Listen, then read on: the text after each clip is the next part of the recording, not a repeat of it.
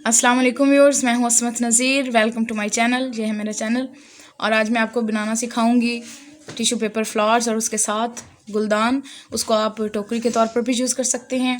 तो मैं आपको बनाना सिखाऊंगी। उम्मीद करती हूँ कि आप लोगों को पसंद आएगा। आप लोग मेरे चैनल को सब्सक्राइब करें, शेयर करें और लाइक करें। थैंक